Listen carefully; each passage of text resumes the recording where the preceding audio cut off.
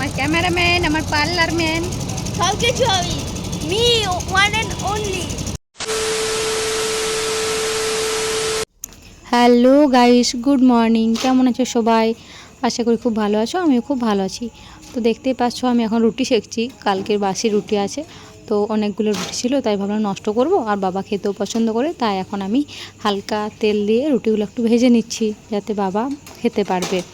নইলে তো বাসি রুটি খেতে খুব একটা ভালোও লাগে না। আর একটু হালকা তেল দিয়ে এটাকে সেঁকে দিলে খুব মিষ্টি লাগে রুটিটা খেতে। তো দেখো আমি হালকা করে তেল দিয়ে সেঁকে নিচ্ছি। আর তার মধ্যে বলছি আজকে একটা অনুষ্ঠান আছে। কিসের অনুষ্ঠান একটু পরে বলছি। তো দেখো আমি রুটি খাওয়ার জন্য একটু আলু সেনে নিয়েছি, তাতে মুড়িও খাওয়া হবে আমাদের। আর এখানে দেখো বাবাকে আমি এখন খেতে দিয়ে দিয়েছি। অনেক দেরি হয়ে যাচ্ছিলো, তাই বাবাকে বললাম যে বাবা খেয়ে নাও। কিন্তু আমি এত গল্প করতে করতে রুটিটা সেঁকে নিয়েছি যে কি বলবো, কিছু বলার নেই। কিন্তু বাবা তো যাই করি, বাবা তাও বলে যে ভালো হয়েছে। যতই খারাপ হোক আমার হাতের জিনিস, তাও বাবা বলে ঠিক আছে।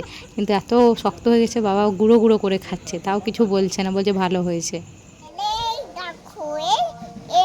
প্রতিদিন সাইকেল চালায় বলো।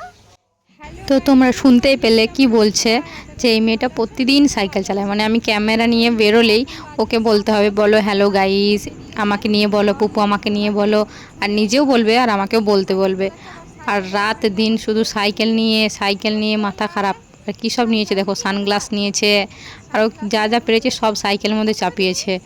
আর নিজের মনেই কথা বলে আর সাইকেল চালায়। সারাদিন শুধু সাইকেলই চালায়। তার মধ্যে কিছু কিছু দুষ্টুমিও করে, যেগুলো মানে বলার বাইরে, এমন কিছু দুষ্টুমি। আর এদিকে কিন্তু সাইকেল চালাতেও শিখে গেছে। সাইকেল যে চালাতে পারে সেটা নয়, অনেক সাহস, সাইকেল চালায় নিজে নিজে একা একা। আমরা তো ভাবতাম সাইকেল চালাতে পারবে না, তাই কিনে দিইনি। কিন্তু এখন দেখছি খুব সুন্দর সাইকেল চালাতে শিখে গেছে নিজে নিজে।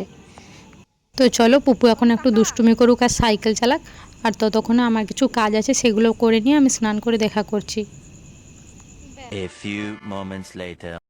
তো আমি চলে এসেছি স্নান করে। আর স্নান করে চুল টুল ছাড়িয়ে চলে এসেছি। আজকে আমি শ্যাম্পু করেছি। সামনেই তো দুর্গাপুজো, একটু চুলের যত্ন নিতে হবে, একটু স্কিনের যত্ন নিতে হবে। তাই দেখো সুন্দর করে শ্যাম্পু করে চলে। আর দেখতে পাচ্ছ এখানে কত সুন্দর আলপনা দেওয়া আছে। আর সামনে দুটো ঘর টাকাছে আমপলব দিয়ে, কারণ পুজো হচ্ছে জেঠিমাদের বাড়িতে। তো চলো যাই ভিতরে, দেখি কে কী করছে। ক্যামেরা নিয়ে আসতে একজনের কাছে মার খেয়ে গেলাম আমি। কেন মারলো সেটা বুঝতেও পারলাম না। আর এখানে দেখো সবাই লুচি করছে, হ্যাঁ লুচি করছে। আর এখানে দেখো মন্দিরে পুজো হয়েছে, আবার পুজো হবে। আর দেখো আমি ঘরের মধ্যে ঢুকছি, দেখছি কে কী করছে। এখানে আমাদের গুরুদেব বসে আছে, জেঠু দাদু সবাই বসে আছে, ছেলেগুলো খেলা করছে। আর এখন দেখো আমি পুজোর ঘরের দিকে যাব। দেখছি যে পুজো হচ্ছে এখানে। হ্যাঁ দাদা এখানে কাটছে, মানে যজ্ঞ হবে যে, সেই জন্য কাটছে। আর এখানে বৌদি শরবত দিচ্ছে ঠাকুর মশাইকে। আর একজন ঠাকুর মশাই দিকে পুজোর সব জোগাড় করছে।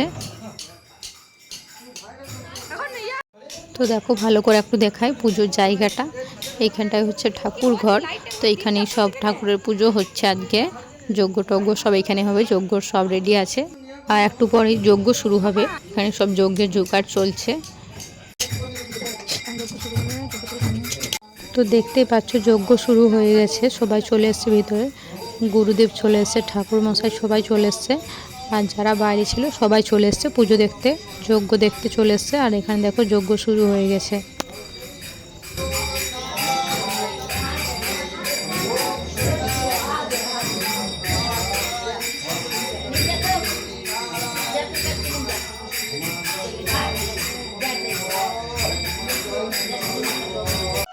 আর এখানে দেখতে পাচ্ছ সবাই বসে আছে, ঠাকুর প্রণাম করে সবাই বসে আছে।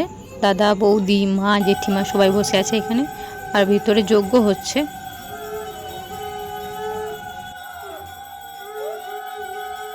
আর এখানে দেখো কীর্তন করার জন্য এসেছিল কীর্তনের লোক। এখানে ভিতরে কীর্তন হচ্ছে, বাইরে সবাইকে শান্তির জল দেওয়া হচ্ছে, তাই সবাই মাথা পেতে বসে গেছে এখানে জল নেওয়ার জন্য। আর ভিতরে দেখো কীর্তন হচ্ছে।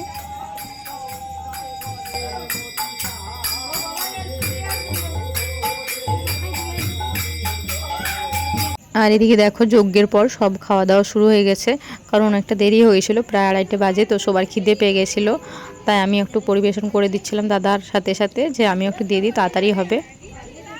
আর তারপর দেখো আমিও খাওয়া দাওয়া করে চলে এসেছি, একটু বসে তারপরে আবার রেডি হয়ে গেছি ভিডিও করার জন্য। এখানে বিউটি আর মন্দিরা আমাকে দুজনে রেডি করিয়ে দিয়েছে। আজকে খুব সুন্দরভাবে সেজেছিলাম, আমি দেখতেই পাচ্ছ। আর তোমরাও কমেন্ট করো যে কেমন লাগছে আমাকে। আর দেখো বিউটি রেডিও করে দিবে, আবার বিউটি ডিস্টার্বও করবে ভিডিও করার সময়। ক্যামেরাম্যান, আমার পার্লার ম্যান, সব কিছু আমি। Me one and only.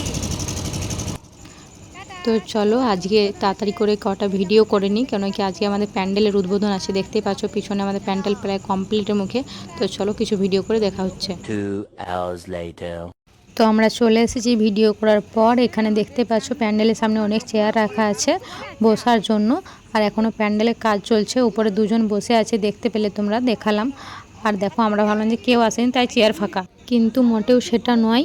ভিতরে গিয়ে দেখছি ভিতরটা পুরো ভর্তি মানুষে, মানে সবাই চলেই এসছে অলরেডি, আমরা অনেক পরে এসেছি। দেখতে পাচ্ছ ভিতরটা কমপ্লিট হয়ে গেছে, তোমাদেরকে আগে দেখিয়েছিলাম আনকমপ্লিট যখন ছিল। এখন দেখো পুরো কমপ্লিট হয়ে গেছে, খুব সুন্দর লাগছে তাই না? কিন্তু এত গরম ভিতরে ভাবতেও পারিনি, সত্যি বলছি। চলো এখানে তো থাকা যাবে না বেশিক্ষণ, নইলে তো মনে হচ্ছে পুজোর আগে পটল তুলবো। চলো বাইরে একটু বসে গিয়ে দেখো, বাইরে এসে দেখছি বাইরেও অনেক লোক হয়ে গেছে, মানে এখনও আসছে অনেকে। আর এদিকে দেখো বিউটি সেই স্মাইল দিচ্ছে, মন্দিরাকে কী সব বোঝাচ্ছে মানে আমি ভুলভাল। আর এদিকে দেখো বসে বসে কত সুন্দর লাগছে প্যান্ডেলটাকে সামনে থেকে দেখতে। তো গাইজ তোমরা যারা যারা আমার ভিডিওটা দেখছো সামনে থেকে, তো প্লিজ সবাই এসো। আর দেখো আমাকে এখন কিভাবে দেখাচ্ছে, আমি বললাম যে ঢাক বাজাচ্ছে, সেগুলোকে দেখো আমাকে না দেখে। তো দেখো কত সুন্দর দুটো ঢাকি এসেছে, আর তারা খুব সুন্দর ঢাকও বাজাচ্ছে।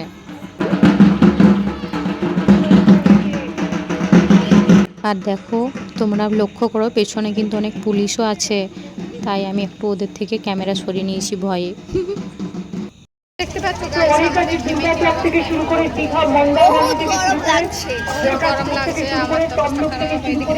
থেকে শুরু করে আর ইয়ে দেখতে পাচ্ছ এটা হচ্ছে আমার বৌদি, বানি বৌদি।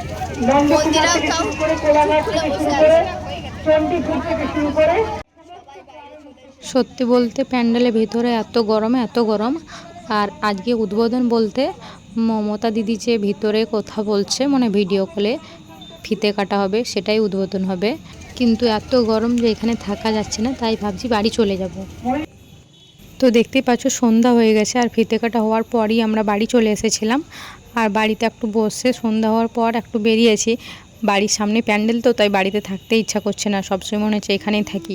তো আমি আবারও বলছি, যারা আমার ভিডিওটা সামনাসামনি থেকে দেখছো, বড়জোড়ার থেকে বা বড়জোড়া আশেপাশে থেকে দেখছো, বা বাঁকুড়া থেকে, দুর্গাপুর থেকে, তো সবাইকে বলছি এখানে এসো, আমাদের এখানে প্যান্ডেল দেখে দিও, মায়ের মূর্তি দেখে যেও, খুব সুন্দর হয়েছে। দেখলে তোমাদেরও আমাদের মতো খুবই ভালো লাগবে আশা করি। আর বেশি কিছু আজকে বলতে পারবো না, অনেক ক্লান্ত হয়ে গেছি, দেখতে পাচ্ছ সারাদিন কি করলাম। তো আজকে এই ভিডিওটা এখানেই শেষ করব। সবাই ভালো থেকো, সুস্থ থেকো, দেখা হবে পরের দিন ভিডিওতে। Tata, good night.